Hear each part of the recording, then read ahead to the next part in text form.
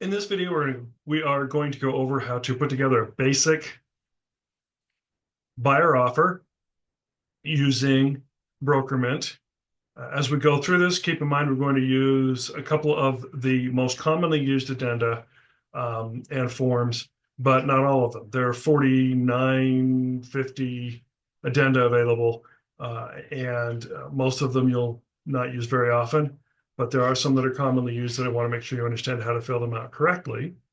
There are two ways to go about this, of course, as with all actions. If I'm going to use my transaction coordinator when I log into my dashboard, I'm going to use my TC buyer offer brain dump.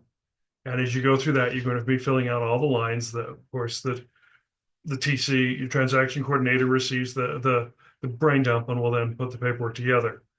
But the primary emphasis of this video is how you can put together a basic offer using Brokermint. So I'm going to go to my transactions tab here. I'm going to create a transaction, create new, type. We're going to go with a traditional sale. If it is a short sale, there are a couple of additional addenda that are required. The short sale addendum. That if you have a buyer who's looking to make an offer on a short sale property, then talk with myself or talk with Marty, talk with Craig. Marty has the most experience with working with short sales, and because there are some aspects that the buyer needs to understand about a short sale beyond just the paperwork, but the process. So we're going to go with traditional sale. It's an opportunity. They're not under contract yet, and we represent the buyer. Now, interestingly enough, you'll notice there is not an address to put in there, but it does require that we put in a name.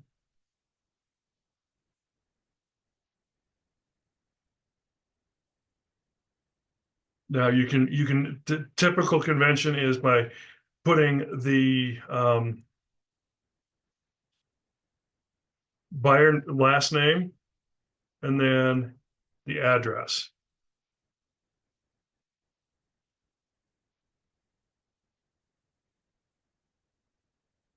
Now, however, when you put it in there, when the transaction order takes over, they're going to go ahead and reassign this the way their naming convention. Additional fields, lead source is always required on buyer and seller. So I'm going to put this as a past client and then hit next. Now, buying side right down here. This is where you're going to enter the amount of compensation that you have already agreed to under the buyer agency documents. It's best practice to contact the seller agent prior to completing the offer to find out if the seller is offering a buyer agent commission. If they're willing to disclose the amount that they have offered. If they are not, then you need to have the conversation with your buyer about either buyer's going to have to cover that or looking at potentially increasing the offer amount to cover buyer agent commission, which becomes a negotiation tactic that we'll cover more in depth when we go over the documents in depth, and particularly when we look at Rep C paragraph 5. But we're going to, for practice sake, we're going to go ahead and put that as a 3%. Okay, now this is where we have to put in our buyer names. If you have more than one buyer, then make sure that the way that you put the names on here is how they want the names to appear on the title. So for example, if you put a middle initial in there and the seller, or excuse me, the buyer isn't accustomed to using their middle initial, when they go to sign final documents, they're going to have to stick a middle initial in there all the time. Over 2 decades ago, when I bought a home I recently sold, the home I raised my family in, they had put my middle initial on title and I had never removed it. And so when I sold it recently, I had to sign everything with that middle initial, and it got kind of frustrating because I never use it. So keep that in mind. Okay, we are going to add another contact, and obviously that's going to be you as the agent so that you have access to this as well. We are going to select the buying checklist. Okay, transaction coordinator.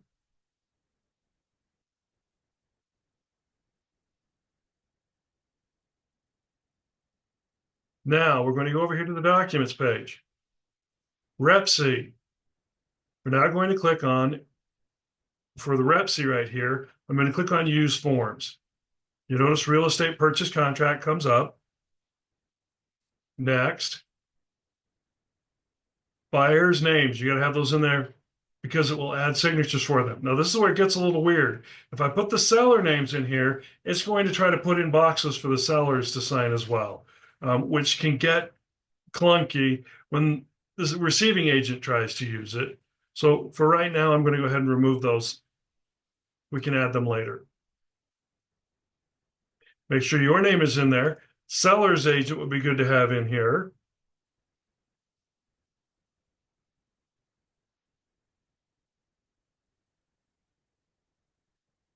Now we're going to go through the contract and fill it out.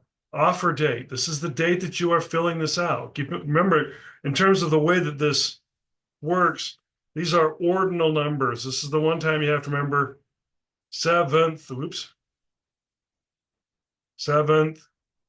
day of April. Make sure you just put 25 here. I'll be honest, I've in the past gotten in a hurry and typed in 2024, 2020, whatever the year was. And so then you get 2024, and that's just that, or 2025, that's not right. Now your buyer's names are in there. Seller name. As you're looking at seller name, not every listing is going to show it. So for example, this listing simply shows owner is blank. One way to find out, of course, is when you contacted the seller agent, about whether or not there's going to be any compensation offered by the seller. That's also a good opportunity to find out what names they want to use. You can also check the tax ID number. Tax ID number shows this as Timothy and Mackenzie Stewart. Now keep in mind when these get recorded, it's last name first, first name last. And with non-English American names, that can be a bit confusing. Cultures that have multiple last names, such as Hispanic names. Many Asian cultures, the family name is first, given name is second, but then when it puts it on here, it reverses them. So you could be putting the name in and it could have it weird. Make sure that you find out, obviously, the best way to do this. I don't want to have it show Stewart, Timothy and Stewart, Mackenzie. It doesn't look as professional. So I'm going to go ahead over here and put Stewart and Mackenzie.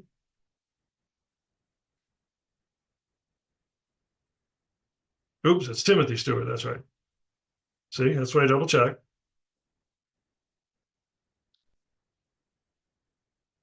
Timothy and Mackenzie Stewart. Now, shortcut here. If they both have the same last name, then go ahead and use you can go ahead and use and. If, like many cultures where the last names don't change at marriage, or if you have two people who chose to maintain maiden names or they have different last names, then you're going to have to type both full names in there. Okay, earnest money amount. What amount did you agree to? Put it in right here. Oops, I just realized something. Okay. This is what happens when you're in a hurt, when you're not paying attention. I need to put these guys on the correct line. I put them on the, oops. Well, that's weird. Oh, I know I did. So let's correct this. I put Timothy and Mackenzie Stewart on the wrong line. So let's correct that. Okay, in the form of a check or wire transfer. Our brokerage is able to receive wire transfer payments for the earnest money, but we need to put in the contract that they can choose either way. That way, when whatever form they choose to use, we're in compliance with the contract. Okay, offer to purchase the property. This is where we have to remember that you have to put the full address in here. So the street address on the first line, city of county of, zip, and then your best way to get the tax ID number is simply copy and paste it in here. I'm just going to put a number in real quick. But copy and paste. Always go over to the tax ID number that's available here and copy and paste it in there. That way you don't have to worry about if you got all the hyphens and everything in the right place. Now, something to be aware of is check addresses to make sure what city it shows. So for example, this listing here shows Kearns 84118, but you may also see Salt Lake City 84118. 84118 is a pretty broad zip code. It includes the area incorporated as Kearns. It also includes some areas that were not incorporated in Kearns, but go by the common name of Kearns. The address that I chose, 1237 East Siegel Lily Drive, that's my personal home that I sold recently. The address shows Sandy, but if you look it up, you would see White City right there. You can see White City. White City is now an incorporated area, but when the address was assigned in 1963, it was the Sandy post office, so it has this, still shows as a Sandy address. Make sure you use the address. If there's any question, go to the property tax and use the address that's on here.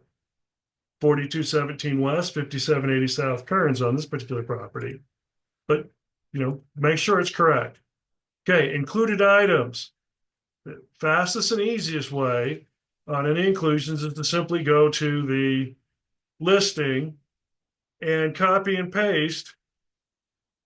I'm going to copy, highlight, Control C. I'm going to come over here and I'm going to enter in here. And now that it's active, Control V, now I have everything. And click the other. You'll notice refrigerator is on the list. All right, well, I can hit that up there if I want. Make this list a little shorter.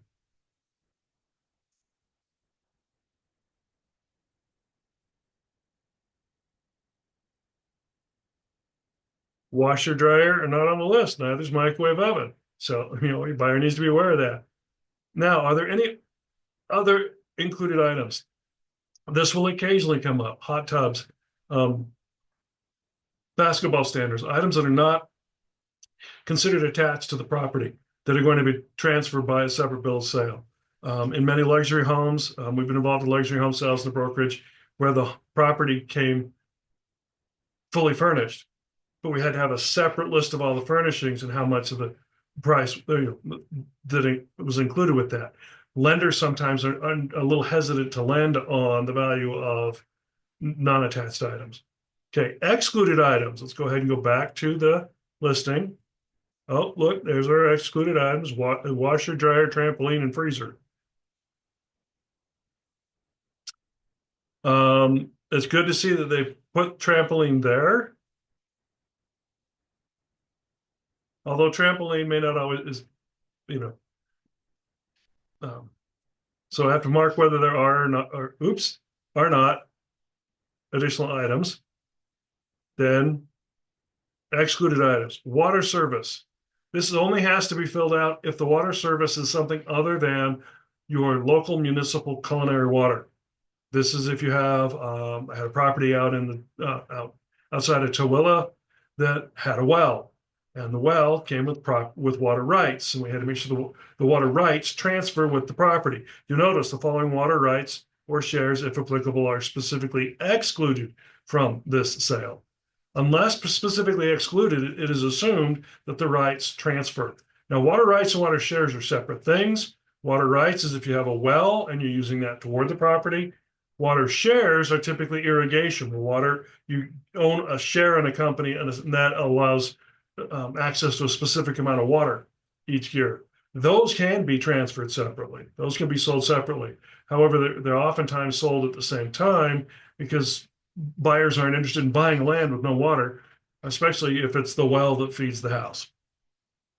All right, purchase price. We're going to go ahead and do 500.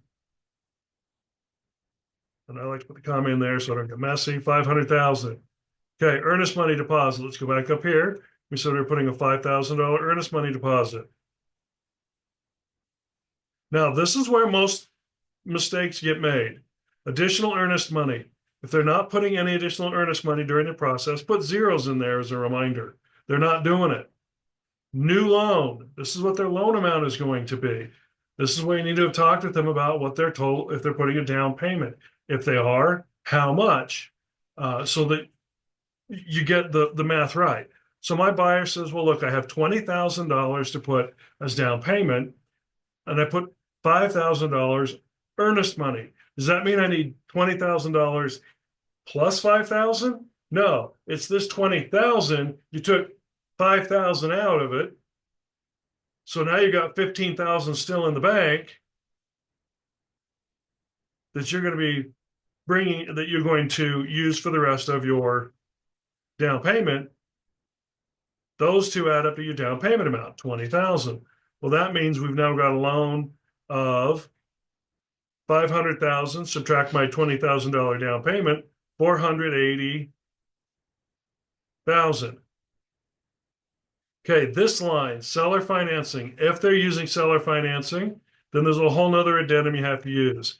If you're looking at buying using seller financing, come talk to Marty or myself or Craig, so that you understand that. Now, what should happen now is all of these lines should add up to 500. If they don't add up to 500, one of these numbers is wrong. In this case, I made it easy on myself to make sure it's all there. Now, while we're here, I'm going to show you one little unique aspect of this. What do you do if your buyer is buying using a VA loan and they're using a zero down payment option, which is available for VA? There is also a zero down payment option available with a USDA loan. However, that's a very controlled market, and I've done one USDA in 10 years. The availability of it in Utah and areas where people want to buy is really, really disappearing because it's used in urban areas. But there are still parts of the Tooele County available.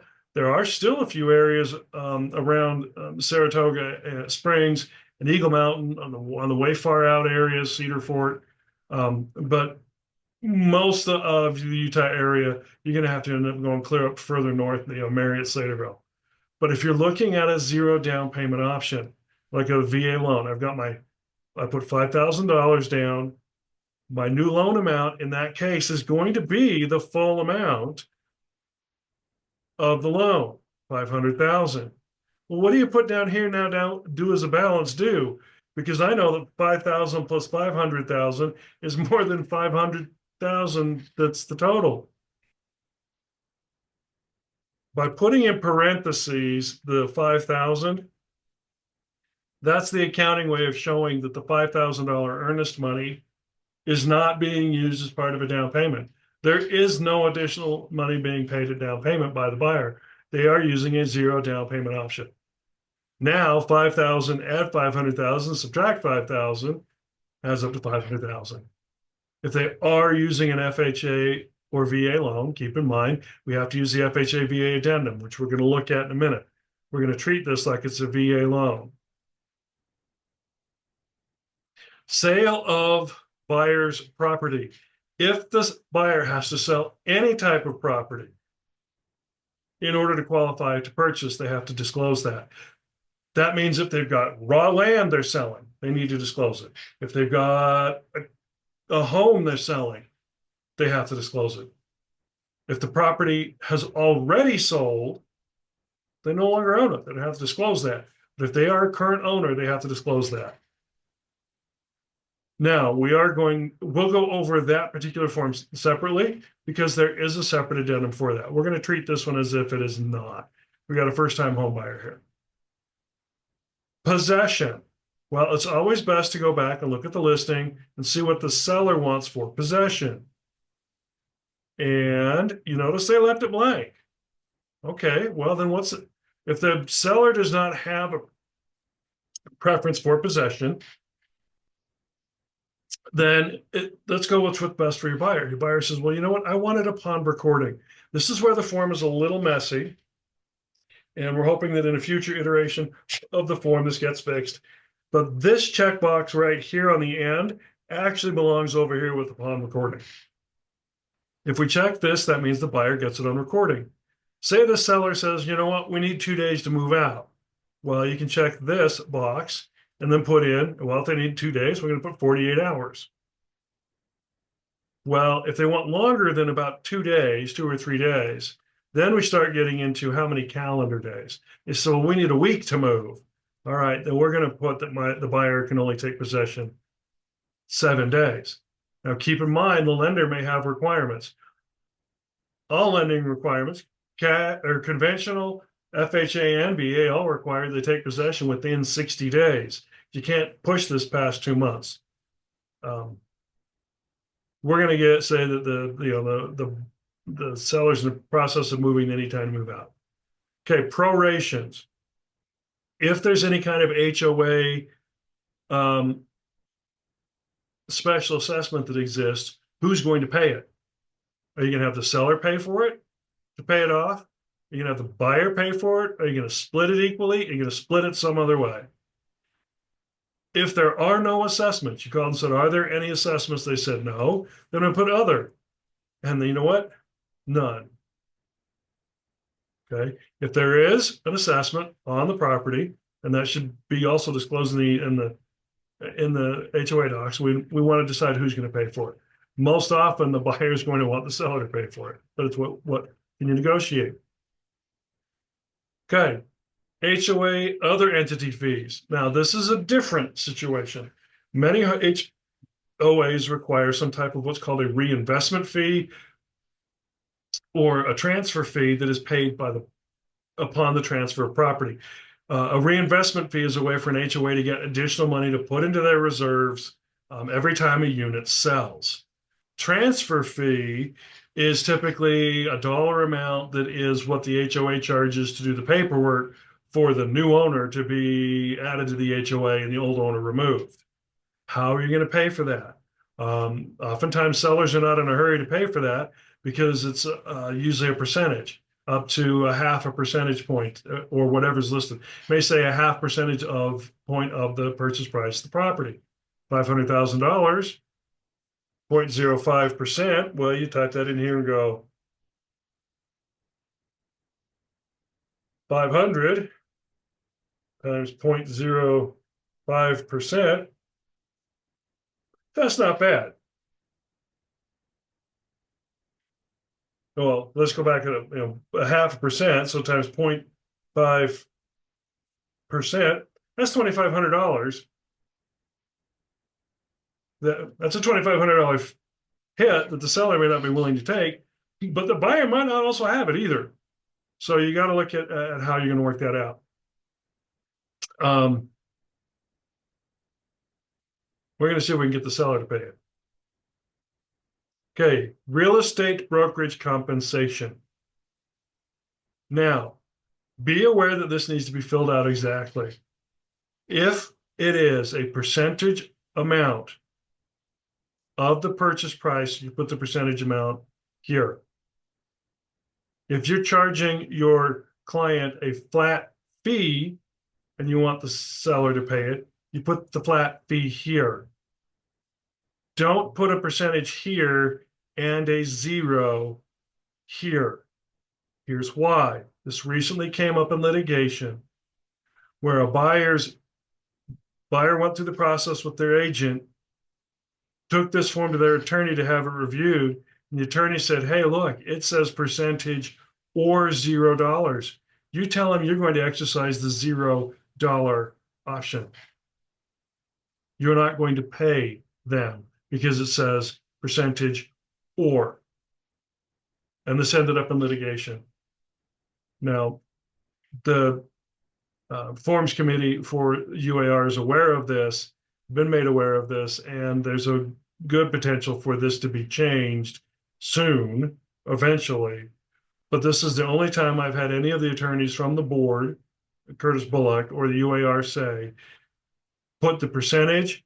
If you're not using this, don't put a zero in there. Put a dash or does not apply, or leave it blank. If you're like me and can't handle leaving something blank, Now, this is what you're asking the seller pay. This is part of the offer process. This will now be negotiated between buyer and seller. Seller could counter offer back with a lower amount. If you have the conversation with the seller agent, you know how much the seller is willing to pay. And if it's less than what you contract with your buyer and your buyer's not in a position to pay it, you may have to then negotiate a higher purchase price in order to compensate, or you may have to be willing to accept less than what your initial amount or contract amount was. Those are all going to be covered in the compensation um, scenarios. But keep in mind, this is openly negotiated now between buyer and seller. Now, if you call the other agent, the agent says, well, I can't disclose, then I realize you feel like you're shooting a little bit in the dark. But you're going to have to put something there, or you're not, you know, if you put 0 and 0, then that's just admitting outright that your buyer is paying it. So your buyer needs to understand that. Okay. Now, the confirmation of agency disclosure. This, of course, is where we are confirming that information. You need to make sure that they're marked whether or not they represent seller. Now, if this is a limited agency situation, Marty's our principal broker. I could go look up his number and put it in here. And obviously his brokerage being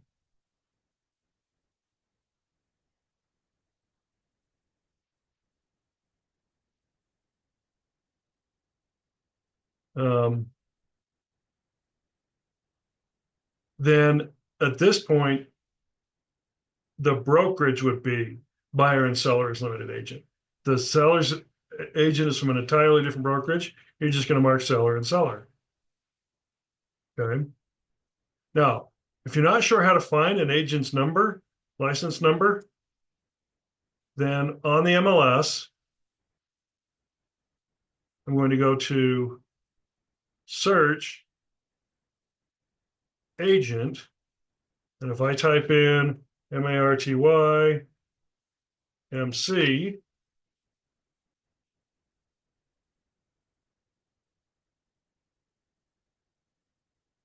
Marty McKay, right there is Marty's license number. I can simply Control C and paste it in there.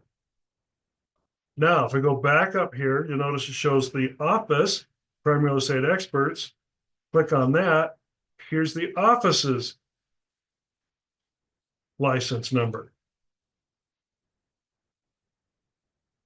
Now, on an active listing like this one, if you come down and click on the agent's name, there it's going to show there's their license number, there's the office, and if you click on that in blue, then you'll be able to get the office license number as well.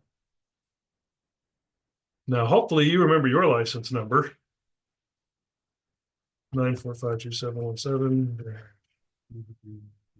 0 represents the buyer's brokerage. Now, this is where, please, mine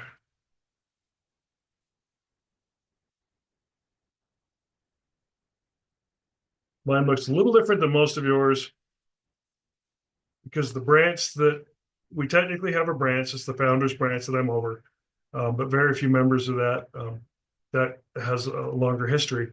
But I can go back here, and if I don't, I can always go search office, and if I type Prime Real Estate Experts, you're going to notice we actually have, there's the Prime Real Estate Experts corporate, we have a referral branch, and then there's a small branch from in the past, and you'll notice it has a separate office number.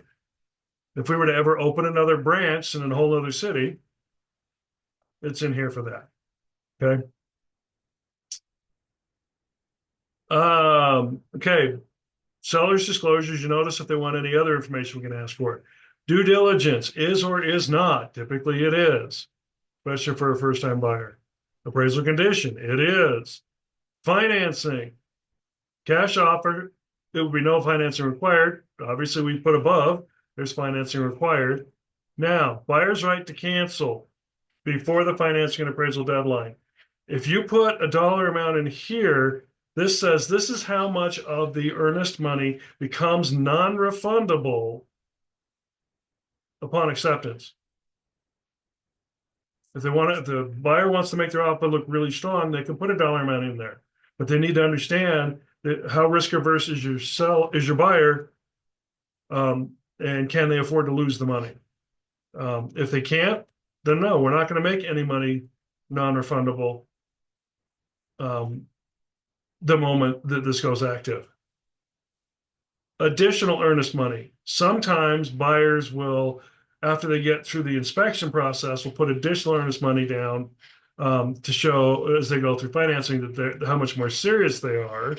Most of the time, it's going to be they will not do it. The last time I had it done, I had a buyer who put half the earnest money at acceptance and half at the after the inspection was done for financial reasons. Okay, addenda are or are not. Now notice that some of these are pre-named. If you're just using blank addenda or some of the other addenda, you're going to number it. If you're using the seller financing addenda, it's already there.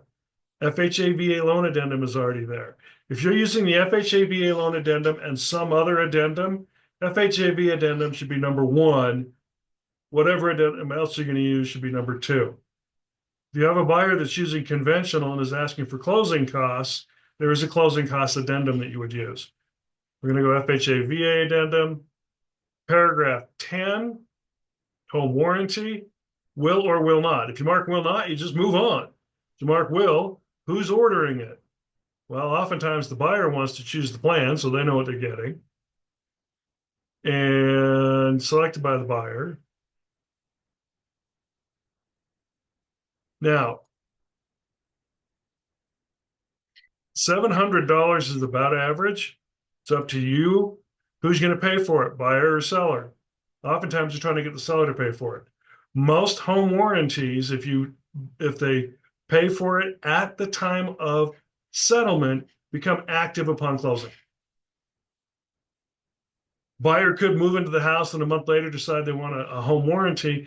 At that point, many of the home warranties may require up to like 90 days before it becomes active because they don't want somebody to move into the home, have something start to happen in the first month, and then hurry and try to buy a home warranty to cover it.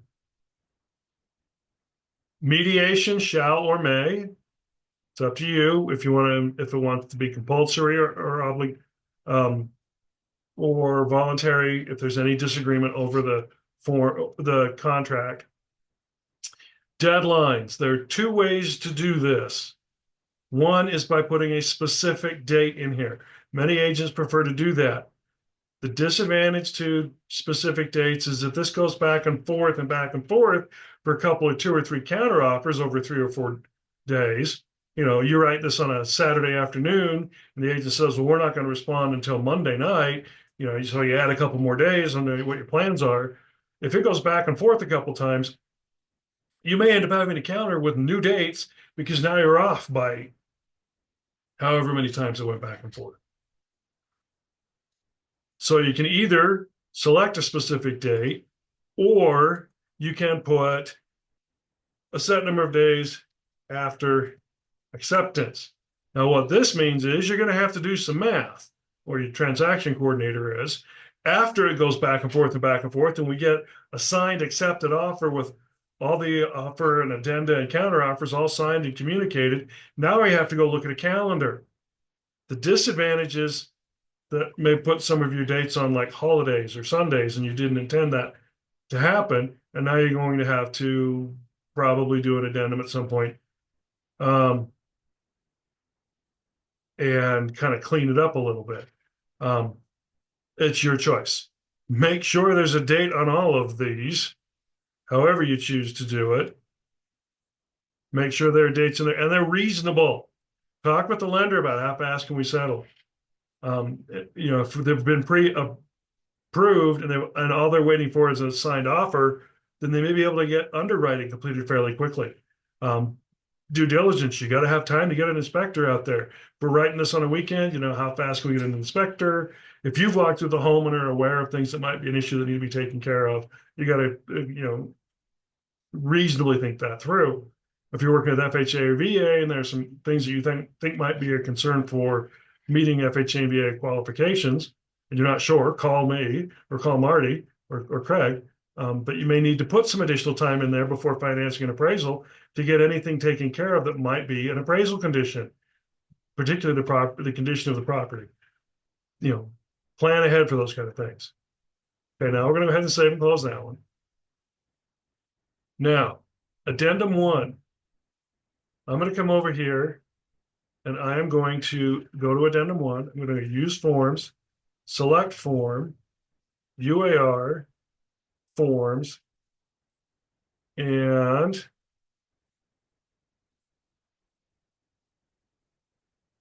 you want to make it short, I'm going to go Control F, FHA, FHA VA addendum to REPSI buyer.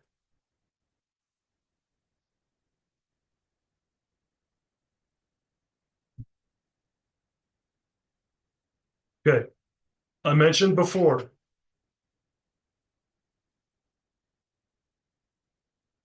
if you're using the FHA VA addendum, it should be number 1. Now, some people, I like to type the word.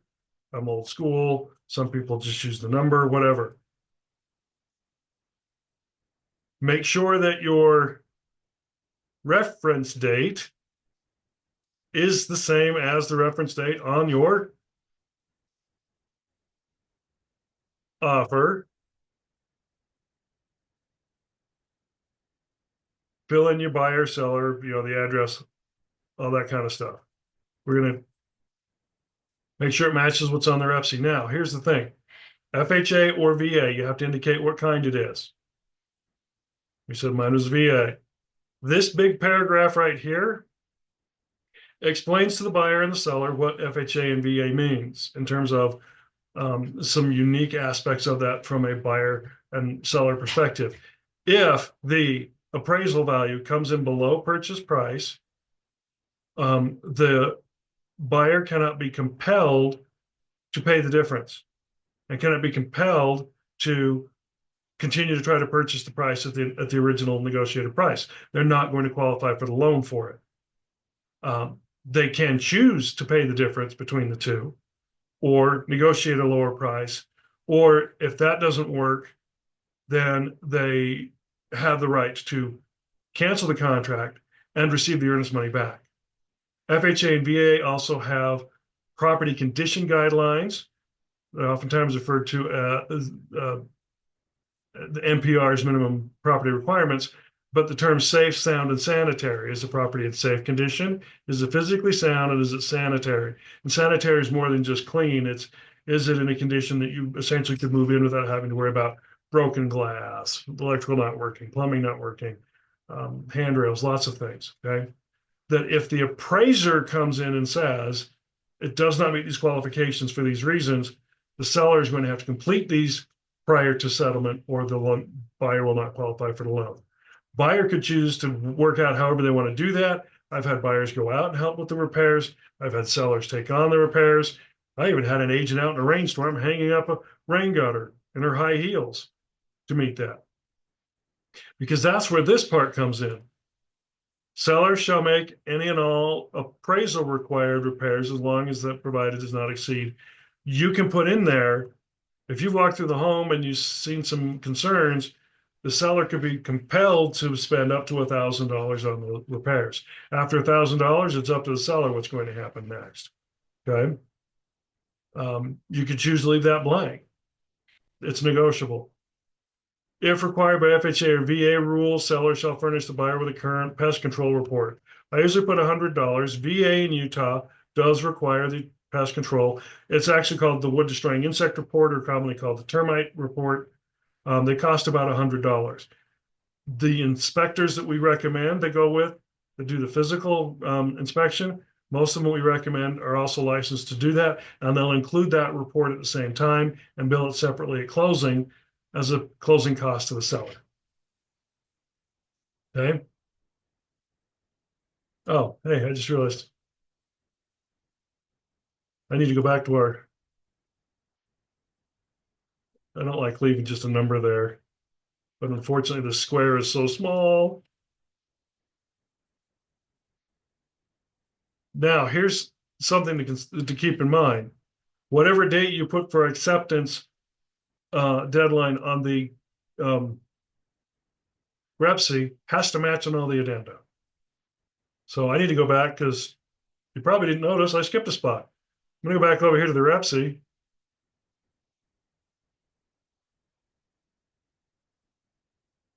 And lo and behold, it's not there. So if you skip a spot, then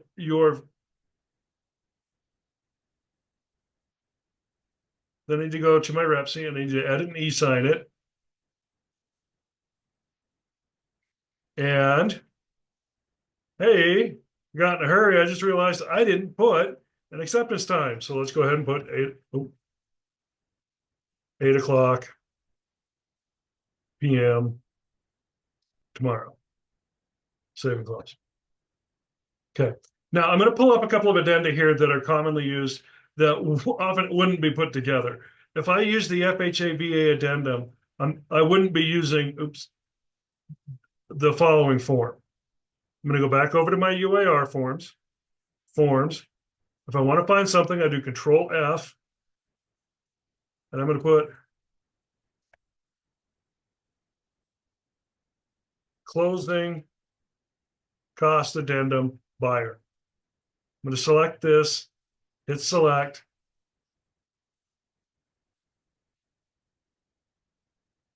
Now, again, whatever order this is in, if it's a 1, 2, 3, whatever you marked on the REPSI, the number, this is an addendum to the offer with reference date, today, the date you filled it out. Make sure buyer and seller are correct and the address is correct. This is if you have a client who is not using FHA or VA, that is using a conventional loan or a USDA loan, some loan other than FHA and VA, that they are requesting closing costs. And this one simply has fill in the blank, what amount they want here. Okay. They need $10,000. We're going to put $10,000. And then, of course, seller, whatever date and time you put on the other one.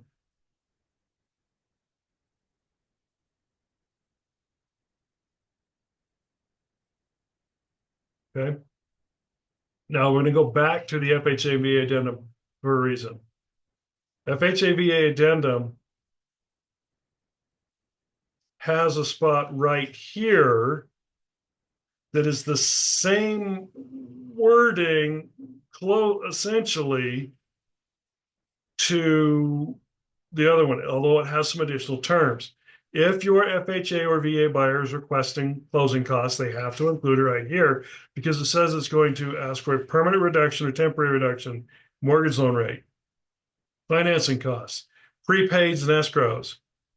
There may be limits on how much the lender can allow them to receive in that amount for closing costs on FHA and VA. So you need to check with their lender. There are some rules they have to play by. It's somewhere typically between 2 and 4% of the purchase price of the home, depending on the individual's qualifications. So you can either put in a dollar amount, or I've had occasionally have agents or myself, try to put in a percentage of the purchase price. If you put in a dollar amount, you're kind of locked in that. And then if the purchase price goes up, you might not have enough. If you put in a percentage, well, yeah, you're going to have to do the math again in the end to figure out what it turns out to be. But if they come back and seller comes back and counters at a higher price, the amount you put here may no longer be adequate to cover it. So you can either put a dollar amount, say $10,000, or you could put 2% of purchase price. And it tries to fill it in there. You'll notice it gets kind of small. You may have to make the box a little bigger. Okay. But realistically, find out from what the loan officer what the maximum amount is and start there. so that if there's any kind of negotiation back and forth, otherwise you may have to go back and also, in a counter offer, increase the amount for the closing costs um, for that. Now, what do you do if you have a property that requires a lead-based paint disclosure? Well, for example, this listing, hold on, where'd it go? There we go. This listing in current shows it has lead-based paint disclosure. Well, obviously you're going to download it.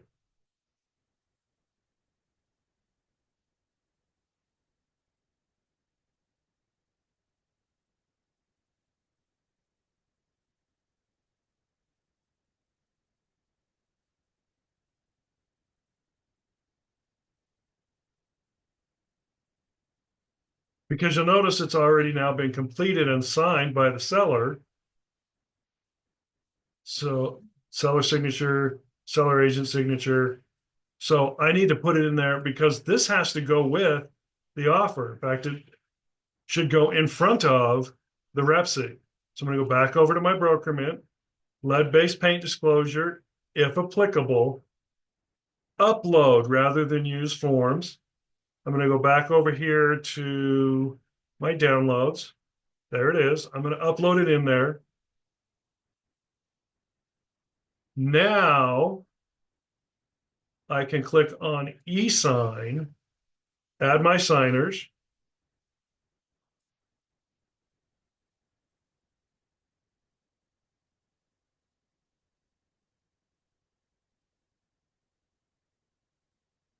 Okay, I know why it's being grumpy. It's not going to let me do that because I didn't put addresses on there. Once you do that, okay, we're going to cheat this time and actually just do main.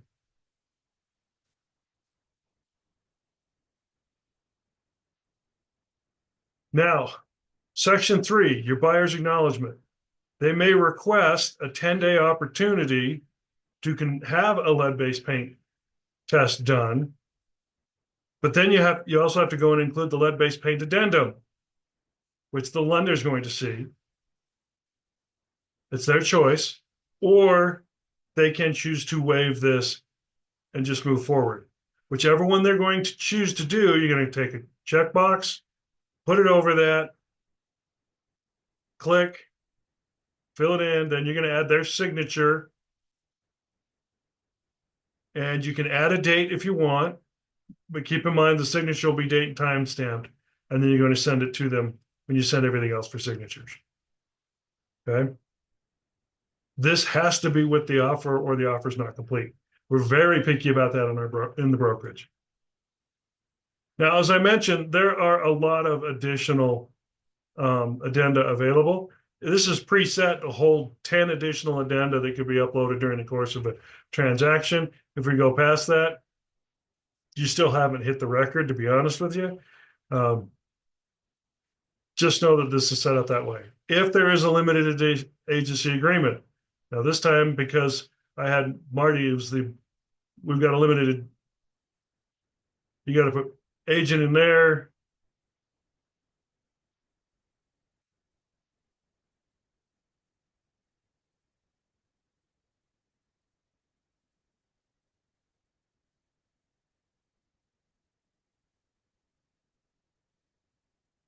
If you are representing both sides, it's one agent. In this case, because it was Marty, principal broker, was listing and I was buying, two agents, consent to seller's agent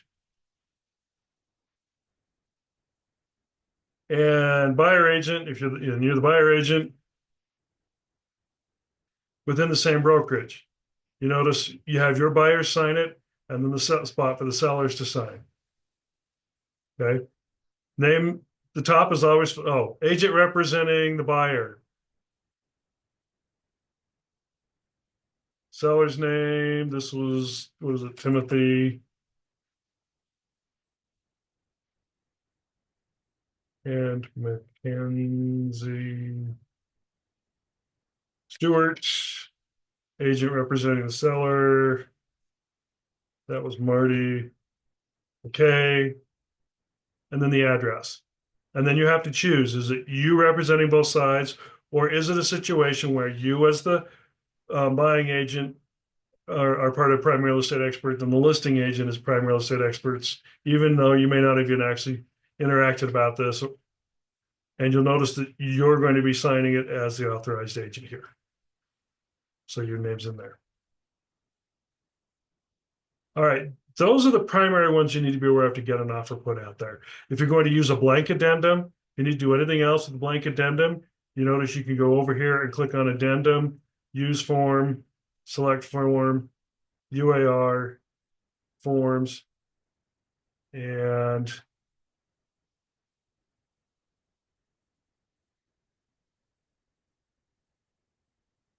addendum, new construction, addendum to real estate purchase contract, select, next. Of course, you number it, put if it's an addendum or a counter offer. This is what you would use for a counter offer going back and forth. Reference date, all the top as always. And then you just fill in down here. You just double click and start putting in the terms. If you have questions about terminology, please call me or call Marty. And we can help with the terminology with that. Okay, those are your primary basic forms that you need to be aware of.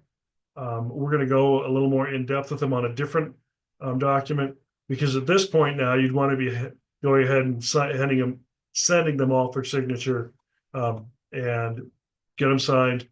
Once they're signed, of course, you're going to upload them. You're going to